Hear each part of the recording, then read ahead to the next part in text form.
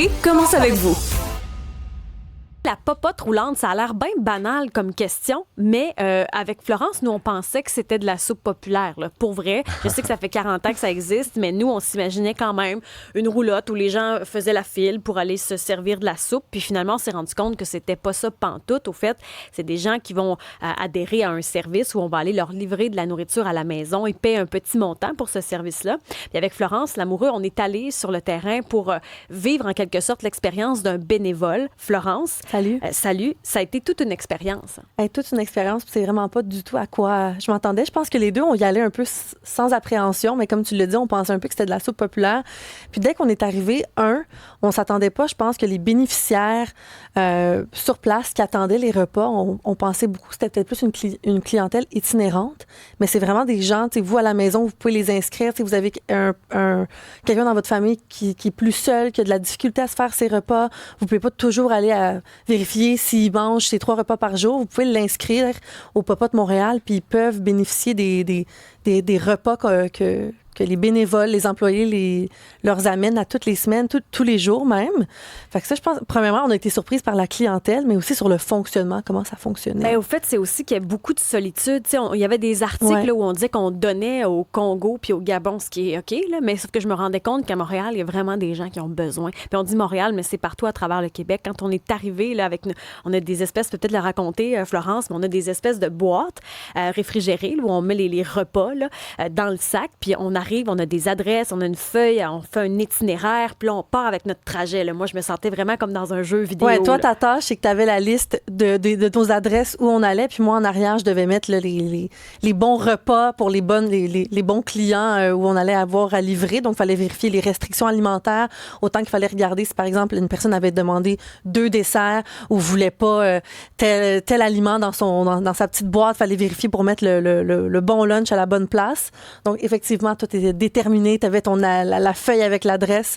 Moi, je plaçais la nourriture. Puis après, on allait cogner aux portes, mais on savait pas sur qui on allait tomber. Est-ce que ça allait être une mauvaise journée pour cette personne-là? Est-ce qu'il allait pas avoir vu personne dans la dernière semaine?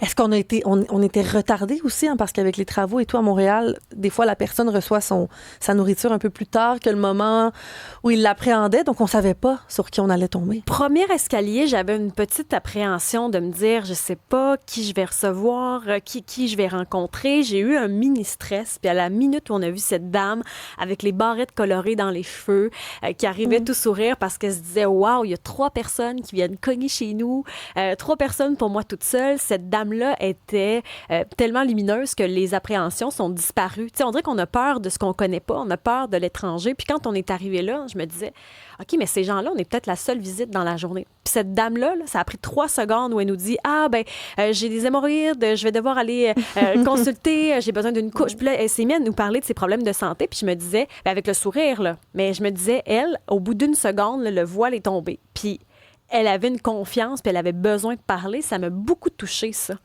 Non, vraiment. On le voyait dans ses yeux que ça lui a fait profondément du bien. Un homme aussi, que je nommerai pas, là, on peut l'appeler M. Tremblay là, pour garder l'anonymat, là, mais c'est un homme, un monsieur qui est très, très amaigri aussi, où on voit la peau, les os, on voit tout le squelette en dessous de cette peau-là qui commande des repas dans un appartement qui n'est pas climatisé, qui est tellement généreux, qui payait sa nourriture, puis lui, il voulait laisser du pourboire, alors que c'est pas nécessaire, c'est un service pour eux, puis il a voulu laisser du pourboire. Il disait non, ça va aller, puis il est vraiment reparti chercher son pourboire. C'était important pour lui de laisser le 5 $, mais moi, cette image-là de cet homme-là qui a peut-être des conditions, mais qui était vraiment amaigri. Puis je me disais, cette personne-là qui va peut-être manger qu'un seul repas par jour puis qui a les moyens de se payer la popote roulante. Heureusement, il y a ces moyens-là, mais quand même.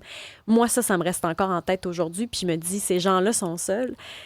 Puis c'est à Montréal, à côté de chez nous. C'est des voisins qu'on sait peut-être pas, là. Oui, non, t'en reparles, j'ai des frissons. Puis je pense que c'est vraiment ce qui marche beaucoup la popote Montréal, mais toutes les popotes roulantes, c'est vraiment de briser la solitude avec ça. T'sais, moi, je savais pas, même en allant lire le site Internet, on peut pas savoir à quel point on fait du bien aux gens en donnant du temps comme ça ou juste en inscrivant un de ses proches. C'est vraiment une façon de briser la solitude. Puis on n'imagine pas à quel point un repas peut contribuer à ça.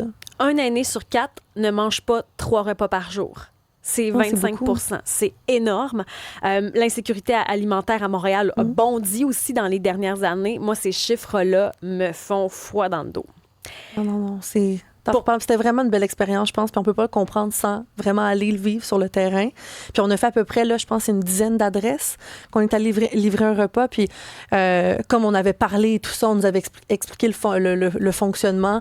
On avait pris un peu de retard dans les repas, puis au début, des fois, les gens, là, ils ouvraient la porte, puis ils étaient pas super contents, puis quand ils nous voyaient avec notre beau sourire, super contents d'aller leur livrer un repas, puis de leur parler, on voyait que ça leur faisait tellement de bien. Puis il restait, je pense que ça prenait même pas 10 secondes, puis ils étaient pas fâchés du tout de notre retard. Puis... souvent, ça témoigne d'autre chose. C'était pas l'attente. Ils ont vécu quelque chose dans la journée, puis vous êtes en retard, ça a été long, puis ça prend 2 secondes, puis l'attitude change. Au fait, il faut juste passer cette barrière-là. J'ai trouvé ça touchant. Puis je me suis dit, il y a des gens qui ont besoin d'aide à côté de nous. Je sais pas pourquoi on s'y penche pas davantage. Puis c'est la raison pour laquelle on a décidé d'inviter les gens de la Popote, parce qu'on a été profondément touchés. Cédric Tremblay, coordonnateur, agent au service client à la Popote Montréal, est avec nous en studio. Merci d'être là. Ça fait plaisir. Bon matin. Notre guide Qui était là pour nous aider, pour nous guider, parce qu'il y a quand même une méthode à suivre. Cédric, il faut dire que toi, tu étais comédien. Et maintenant, tu es devenu philanthrope. Et c'est la Popote Montréal qui a vraiment fait ce changement de carrière-là. Oui, Pourquoi? absolument. La Popote, dans le fond, j'ai découvert ça avec la pandémie, quand c'est arrivé. J'ai décidé de me recycler en agent de sécurité. Puis par la suite, j'ai découvert Popote Montréal, qui était la mission d'aider les personnes âgées. De ce que je pensais à la base, moi aussi, j'avais une manière de penser sur la Popote roulante que je connaissais pas nécessairement bien. Puis quand j'ai découvert la mission sur place, je suis vraiment tombé en amour. Fait qu'il n'y a pas nécessairement de grand retour à l'arrière pour moi, pour cette partie-là. Mais c'est quoi justement la mission? C'est quoi qui est venu te chercher? Pourquoi là, ça fait maintenant 4 ans que tu es là, puis tu veux continuer, là? Je suis pas quelqu'un à la base qui était proche de ses grands-parents. Donc, c'est pour moi la chance aussi de connecter avec une autre réalité. Ça est venu avec la pandémie également, quand j'ai travaillé pour un centre de personnes âgées. Et je suis littéralement tombé en amour avec les histoires, tout ce qu'ils ont à raconter, comment c'est difficile la réalité. Puis nous, un jour, mais ça va être à notre tour également d'être une personne âgée. Et je pense sincèrement que c'est important qu'on ait des gens comme nous, comme la Popote roulante, qui est là pour aider ces gens-là. Florence et moi, on a vu là, un grain de sel de ce que vous vivez. Toi, qu'est-ce que tu vois sur le terrain? C'est quoi les cas que tu vois? À quoi tu es confronté? On est confronté à beaucoup de santé mentale. On a des troubles cognitifs. On a des gens qui ont de la misère côté financement. Pas côté financement, mais côté sous. Donc, la réalité est vraiment très difficile pour certaines personnes. Autant qu'on a des gens qui sont magnifiques, qui ont eu la chance d'avoir un peu plus de revenus. On voit vraiment les différences. Mais oui, on a un grand pourcentage de gens qui rushent un petit peu plus que les autres. Puis vous desservez toute l'île de Montréal? Pratiquement presque toute l'île de Montréal. On fait Rosemont, Outremont, on fait la Petite Patrie, on fait Anjou, Saint-Léonard, on fait ici dans le sud-ouest également. Qu'est-ce que vous faites quand vous arrivez chez quelqu'un parce qu'on ne sait pas? Il y a des gens qui ne veulent pas de contact, donc on laisse le repas. Il y a des gens qui sont contents de voir des gens. Oui. Il y a du monde qui n'a pas pantoute. Qu'est-ce que vous faites quand quelqu'un est en crise?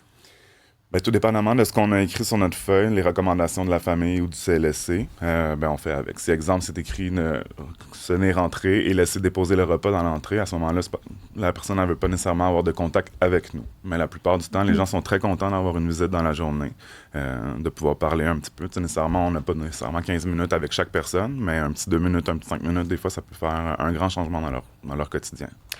On a Héloïse Gagné également, qui est présidente de Popote Montréal. Quand on regarde le contexte présentement de la solitude, Florence t'en parlait, 37 % des gens se sentent solitude. Quand on pense à perte de poids parce qu'on n'est pas capable de manger à notre faim, c'est 41 % des gens. Héloïse Gagné, bienvenue à l'émission. Oui, merci. Ça fait 40 ans que Popote Montréal existe. Qu'est-ce qui a changé en 40 ans?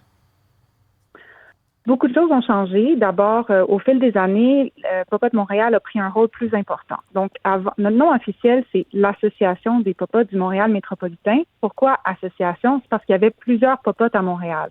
Au fil du temps, ces popotes-là ont fermé. C'est des popotes dans des paroisses, des organismes communautaires. Ça devient de plus en plus difficile de répondre à une demande comme ça parce que il faut préparer des repas, ça a des coûts, il faut de la livraison, donc ça demande beaucoup d'opérations et une cuisine qui répond aussi aux normes gouvernementales de salubrité, etc. Donc, les Popotes de Montréal s'est retrouvée à devenir elle-même la cuisine centrale et le point d'ancrage de tout son réseau de livraison des popotes. Et en fait, on voit aussi que la demande est de plus en plus grande. Moi, j'ai rejoint les popotes en 2017. Et depuis que je suis là, le nombre de repas qu'on fait a doublé. Donc, on est rendu à 120 000 repas par année, un peu plus de 120 000 repas par année. Et il faut se rappeler que ça l'a doublé en moins de 10 ans. Donc, c'est sûr que les popotes se retrouvent à devoir assumer un rôle encore plus important. On voit aussi, malheureusement, comment ça évolue, l'augmentation du coût de la vie, le vieillissement de la population. Donc, nous, on s'attend à devoir être capable de répondre présent à une demande qui va être encore plus grande. Et pour ça, c'est sûr qu'on va avoir besoin d'aide, puis de repenser un petit peu à comment on fait les choses pour pouvoir maintenir notre rôle important dans la société. Moi, j'ai vu les repas que vous servez. Donc, ça répond à ce qu'on appelle le guide alimentaire canadien, des légumes frais, des féculents, des protéines. Il y a de tout, là. C'est bien fait. C'est fait, pas trop de sel, pas trop de sucre. 100% santé, ce que vous servez. Avec l'inflation, comment vous faites pour y arriver? On a fait des choix. On a fait des choix avec l'inflation. Peut-être revoir un peu le coût de certains repas, revoir certaines recettes, etc. Mais on a aussi fait le choix de ne pas augmenter les coûts de manière significative pour pouvoir rester accessible. Et donc, comme je dis, c'est un peu du remaniement financier, mais pour nous, c'est important qu'une personne qui a besoin de la popote roulante puisse continuer de manger et que ce soit pas un choix, le choix ne soit pas à cause que la popote roulante a augmenté ses prix, je ne suis plus capable de me nourrir. Ça peut coûter combien un usager qui a un repas par jour, par exemple? C'est combien le repas? C'est en bas de 8 $. Cédric peut-être connaît le chiffre exact. Oui, c'est 7 $. Ça, c'est pour le repas complet. Donc, on a entrée qui est soupe, repas principal, dessert. Puis, on a aussi des plats congelés dont les prix varient là, selon le type de repas. Mais on reste très abordable, autour de 5-6 $, peut-être un peu en haut, un peu en dessous, selon le plat choisi. Il y a l'inflation qui joue en ligne de compte, mais Cédric, toi qui es sur la route de temps en temps quand il manque de bénévoles, comment ça se passe à Montréal avec les travaux?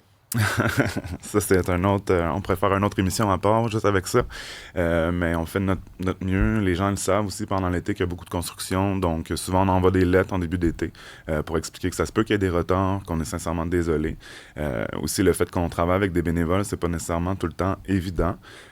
On a la chance d'avoir des gens qui donnent avec leur cœur puis qui sont vraiment présents. Puis que je pense qu'ils, comme moi, ils ont la mission vraiment à cœur de la popote roulante. Et donc, vous voyez sur vos livraisons que les travaux à Montréal, au fil du temps, ça a un impact. Là. C'est incroyable. Juste cet été, le nombre de rues que finalement on pensait pouvoir passer la veille, le lendemain finalement c'est un sens unique où ils ont décidé de faire de la construction, donc impossible de passer. Donc oui, ça peut retarder tout le temps, toujours nos heures de livraison. Mais donc, oui, c'est oui, quoi ça a un impact. Puis ça peut retarder de combien? Mais exemple, comme moi, quand je suis arrivé dans mes débuts, je suis censé de faire la route entre 10h30 à maximum 13h30 pour que tout le monde ait mangé. Mais des fois, dernièrement, ça arrive que je reviens au bureau vers 2h, 2h30. Fait que oui, ça a quand même un impact, puis on le voit, on le ressent, puis on le voit, nous qui travaillons là. Moi, je travaille dans le bureau, fait que quand je suis sur la route jusqu'à 2h30 puis que je finis à 4h, ça me laisse pas nécessairement grand temps pour trouver des bénévoles, faire les horaires ou être présent à mon bureau pour pouvoir prendre les appels, aider ma collègue ou ma directrice, tout simplement.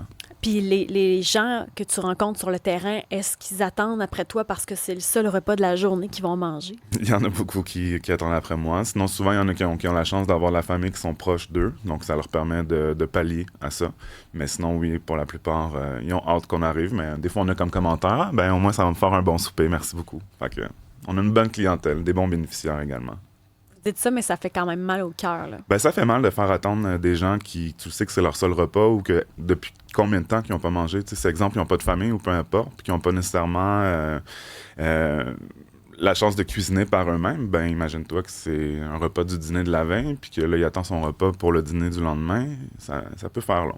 Ah, j'ai des images, je vous dis, les gens qui sont... Tu sais, je sais, en vieillissant, on perd de la masse musculaire et tout ça, mais de voir des usagers comme ça, avec la peau sur les os, bien honnêtement, j'en parle, puis ça me fait profondément quelque chose. Au téléphone, ça fait réagir la popote roulante. On a Alex au 187 Cube Radio. 1-877-827-2346. Ce sont les numéros pour nous joindre. Alex, vous avez, vous, eu recours à la popote roulante? En fait, c'est ma grand-mère qui avait eu recours lorsqu'elle a commencé à perdre les capacités de se nourrir et de cuisiner. Elle mangeait moins. Et donc, elle a fait recours avec mes tantes et ma mère à Magog, à la popote roulante. Et je vous dirais, c'est que de cette manière que j'ai découvert cet organisme fabuleux. qui a aidé ma grand-mère à bien manger, même si elle avait les moyens. C'est juste de cuisiner, se déplacer. Donc, il faut avoir les moyens, mais si vous n'avez pas les... Dans le temps, on parle d'il y a 15 ans, il n'y avait pas les services à livraison à domicile. Donc, cet organisme-là a beaucoup aidé ma grand-mère. Maintenant, c'est ma tante qui commence à souffrir d'Alzheimer, que l'organisme Papa Roulante aide beaucoup. Donc, c'est un organisme qui est bien à cœur là, dans notre famille. Et je me souviens, il y avait un téléthon là, pendant la pandémie que M. Legault avait organisé. Puis Papa Roulante était un des 2 organismes là, qu'on pouvait aider. Donc, je voulais vous remercier beaucoup là, pour l'aide que vous soutenez à nos parents, nos grands-parents qui ont bâti quand même le Québec. Ça permet aussi l'autonomie de garder le plus longtemps possible les aînés dans leur domicile. Ça aussi, c'est important. On ne veut pas les parquer dans un CHSLD, à moins que ce soit vraiment nécessaire. Mais le but, c'est qu'on puisse vieillir chez nous. Là. C'est un peu ça aussi, Alex, que vous avez pu vivre dans votre famille. Là. Oui, tout à fait. Même si mes tantes y allaient visiter quelques fois, mais c'est pas tous les jours. Puis c'est aussi un œil là, de plus pour savoir si tout va bien dans la maison, s'il n'y a pas les chutes, s'il n'y a pas aussi des abus, là, peu importe. Là. Fait que, merci beaucoup. Mais ça, vous avez raison, Alex, dans ce que vous dites. Pour la popote, vous dites aussi, on connaissait pas ça. Moi, ce que je trouve particulier, c'est que ça fait longtemps que ça existe au Québec, mais vous dites, je connaissais pas ça, puis je me rends compte que moi non plus, je connaissais pas ça. Non. Avant que ma grand-mère ait accès, je connaissais pas ça. Puis, je me suis... En tout cas, si les gens peuvent, moi j'ai 2 travails, je peux pas, mais s'impliquer. Là, je sais qu'une de mes tantes s'est aussi impliquée avec la Papa Roulante. C'était de faire comme vous avez fait, là, les livrer. Mais je sais ça, si les gens ont le temps, ceux qui pourraient s'impliquer à différentes manières avec la Papa Roulante. Merci pour votre appel, Alex. C'est vrai que ça fait une différence pour vrai de le faire. Là, ça nous remet les valeurs à la bonne place, on va vous le dire. Là. Il y a des affaires qu'on met de côté. Héloïse, on parle beaucoup de bénévoles. Est-ce que c'est difficile pour vous d'avoir des bénévoles en 2025? On entend Alex qui dit « Moi, j'ai 2 travails. Là, on est en plein dans les vacances de la construction. » Est-ce que c'est difficile de recruter des bénévoles? On est chanceux d'avoir une base de bénévoles assez fidèle, mais c'est sûr que nous, les livraisons se font pendant les jours de semaine, durant la journée. Donc, c'est pas tout le monde qui peut aider. Donc, du moment qu'on est à l'emploi dans un travail 9 à 5 traditionnel, si on veut, c'est plus difficile d'être bénévole. Il y a d'autres façons de s'impliquer, par exemple sur le CA, rendre des petits services par-ci, par-là. Si on n'a pas le temps, donner est toujours un excellent moyen de nous aider.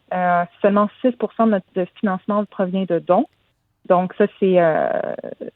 donc, si on n'a pas le temps, c'est toujours le meilleur moyen. Mais sinon, Cédric serait la meilleure personne pour vous répondre. C'est lui notre superstar responsable des bénévoles qui est là tous les jours à les guider puis à s'assurer qu'ils aient une expérience positive. Ça se passe comment? Parce que vous avez des bénévoles, mais vous avez également des gens qui viennent faire des travaux communautaires, par exemple, qui viennent faire, entre guillemets, leur temps. Tu sais, quand il faut redonner à la communauté, là, la popote fait partie des organismes qui les accueillent. Ouais. Ça se passe comment? Ça se passe très bien généralement. C'est sûr qu'il y a tout le temps des petits cas à part qui fait une petite différence. Sauf que justement, avec mes bénévoles, c'est quelque chose que je dois faire attention puisque les bénévoles, à l'inverse, eux, ils viennent avec leur cœur, ils ont envie d'aider. Tandis que les travaux compensatoires, c'est pas pour tout le monde, mais généralement... ils viennent faire leur temps comme que tu expliques. Fait que ça devient un petit peu plus difficile avec eux. Ouais. Mais les bénévoles, on a, comme Héloïse l'a mentionné, on est vraiment très chanceux d'avoir une belle base régulière qui est là au quotidien. Manquez pas de bras. Parfois, mais on fait de notre mieux avec les gens merveilleux qu'on a avec nous. Vous dites 6 de notre organisme provient de dons. Le reste du financement vient d'où? 65 vient de la tarification aux bénéficiaires directement. Puis c'est sûr qu'on a aussi également là, un 29 que d'autres organismes couvrent pour notre budget. 29 d'autres organismes. Donc, est-ce que vous avez l'aide du gouvernement? Absolument, oui. C'est le MSS qui couvre seulement que le 29 là, qui nous manque avec la tarification, puis également le 6 des dons qui viennent d'un peu de la population générale, je te dirais.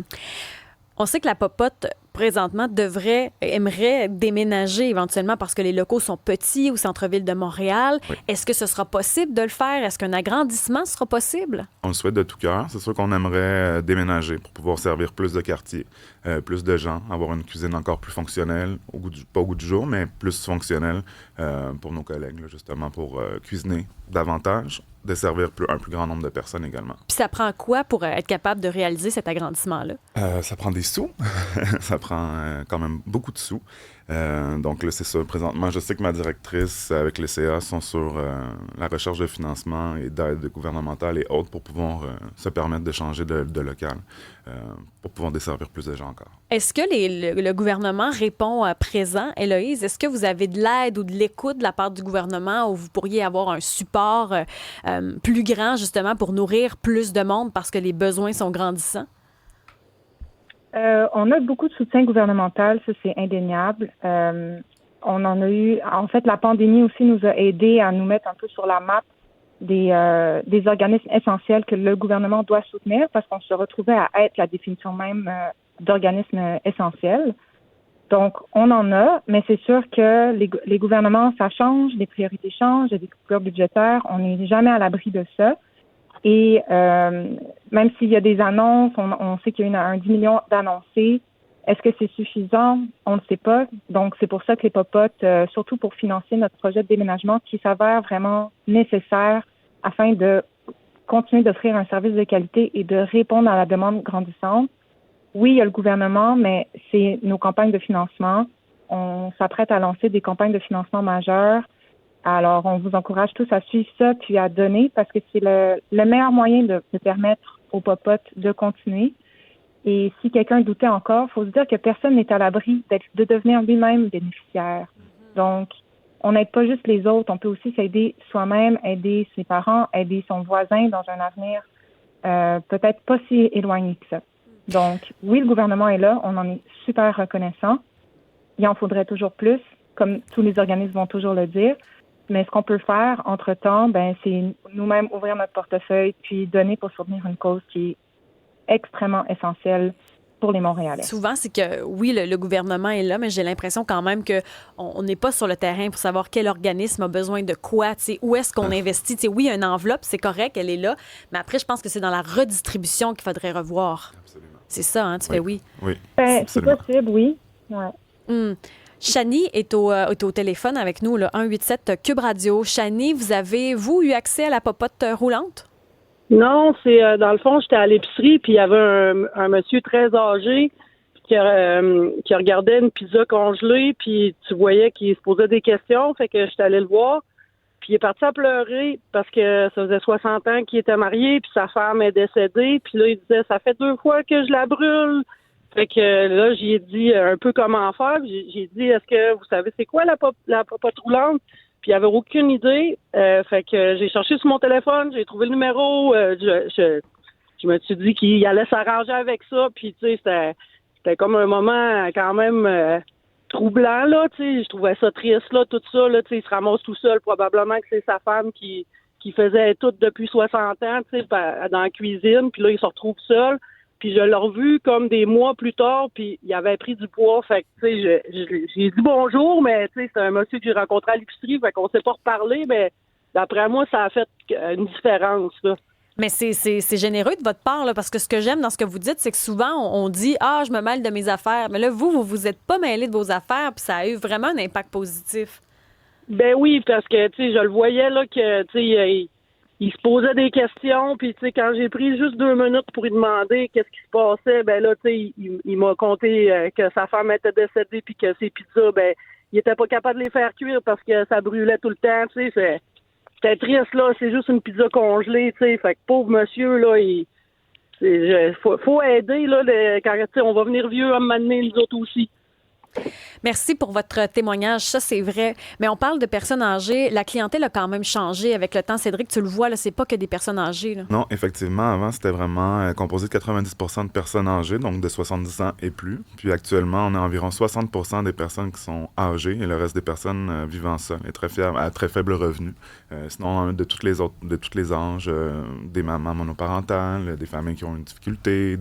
J'ai eu même un étudiant que sa mère a appelé pour des repas congelés pour s'assurer, parce qu'elle elle habite en Ontario, puis son fils est ici pour les études, donc elle pensait à Popote roulante, puis on a pu l'aider également. Donc, vous voyez des familles, donc il y a des enfants là-dedans, des mères, vous voyez des gens, donc 30, 40, 50 ans, de tout âge. Ouais. Ça a changé. Ça a changé, effectivement, mais de plus en plus, je pense que la Popote roulante gagne à être connue, donc les gens savent que c'est pas nécessairement un organisme qui aide juste les personnes âgées, mais qui est là vraiment pour la société en général, tu sais. Vous parlez aussi de troubles de santé mentale. Vous en voyez beaucoup, ça, dans la clientèle? On en a quand même beaucoup. C'est sûr qu'avec les années, on perd pas la boule, mais un petit peu nos acquis. Fait que oui, on le remarque, là, des fois, on en a qu'on trouve ça coquin, mais qui nous appellent 3-4 fois dans la semaine pour savoir est-ce que c'est lundi que je vais avoir ma popote? Est-ce que c'est mardi, finalement? Est-ce que je vais avoir des congelés? Mais là, j'ai pas commandé ça. Fait que des fois, ça fait dans le bureau, c'est le fun. Autant Héloïse que Cédric, est-ce qu'il y a... parce que ça fait 40 ans que la popote existe. Il y en a eu des différentes organisations à la tête au pouvoir. Il y a différents politiciens qui ont été au pouvoir. Est-ce qu'il y a des époques qui ont été préférables pour vous que d'autres? Je ne saurais pas répondre. Moi, je sais que de manière récente, là, comme je disais dans ma réponse précédente, on a reçu beaucoup de financement à cause de la pandémie. Il y a eu des gouvernements... on est toujours soumis aux aléas gouvernementaux, aussi à qui va attribuer l'enveloppe budgétaire. Donc, encore une fois, on est reconnaissant envers toutes les fois que chaque gouvernement a pu nous aider puis nous soutenir, puis on espère que ça va continuer de le faire dans le futur. Et Cédric, tu allais rajouter? Je croisais les doigts, moi aussi. Ah, OK, c'est tu une croises belle les mission, doigts. puis c'est vraiment important. Héloïse Gagné, présidente de Popote Montréal. Cédric Tremblay, coordonnateur, agent de service à la clientèle. Mais vous le voyez également sillonner les routes de Montréal pour pallier au fait que c'est l'été, puis parfois il manque de bénévoles. Merci pour votre présence, puis bravo pour la mission. Quand on va sur le terrain, on peut réaliser à quel point on a du monde qui sont seuls puis qui ont besoin de ce genre de service-là. Et bravo pour ce que vous faites. Ça fait plaisir. Puis on vous attend lundi prochain pour du bénévolat. Non, mais moi, on a pris en note. Moi, Florence, on va y retourner. Hein? C'est un engagement qu'on fait.